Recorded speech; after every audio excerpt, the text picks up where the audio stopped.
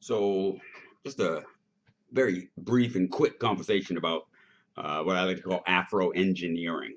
The session that I put together for the students in Ghana is going to give them the safety principles, the disciplines, the methodology as it relates to deploying photovoltaic and energy-based solutions. I've spoken to the need to incorporate not simply the solar, but also speak to hydro as well as wind-based power solutions. Well, I'm going to speak to all of these things and we're going to go through them as best as possible. But the thing that we're going to be left with is an inherent lack of ingenuity and development in a forward capacity.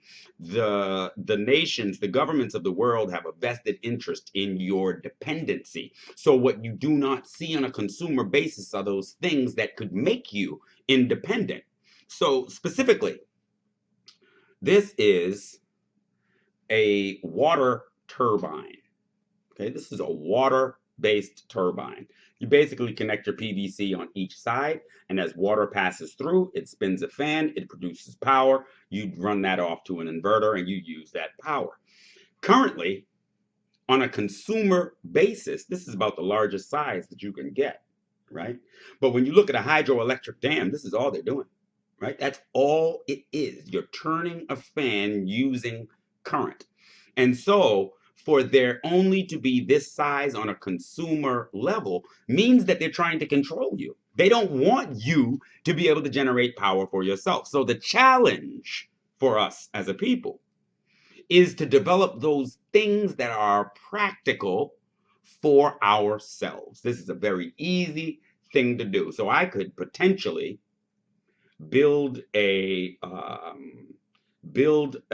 harness system that would daisy chain 20 of these in series.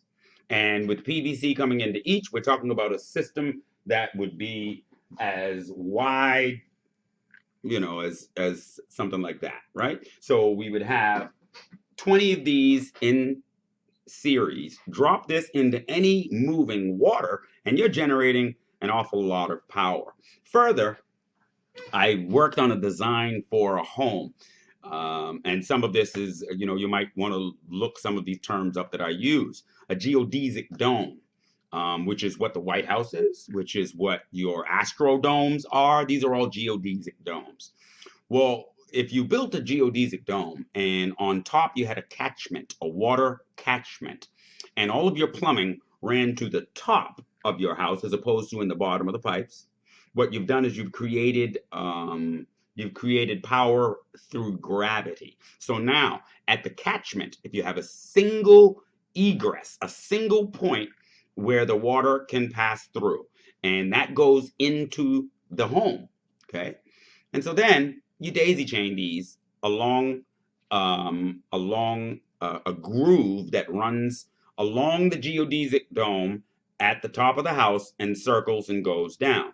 Well, if you place a series of these in the path of that water that's simply trying to come down, what you've done is you've produced energy from nothing. So now you run these in series, they all connect to a single power inverter suspended possibly in the center of the room.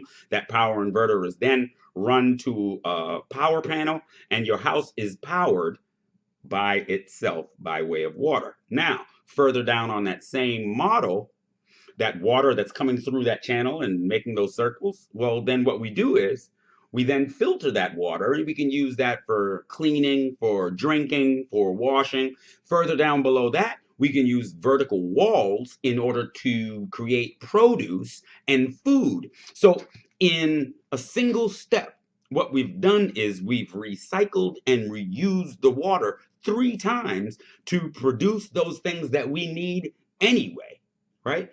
And so, again, I'm going to go into Ghana and I'm going to show you what it is today. I'm going to show you how to work with what it is today. But the real goal is to build what doesn't exist.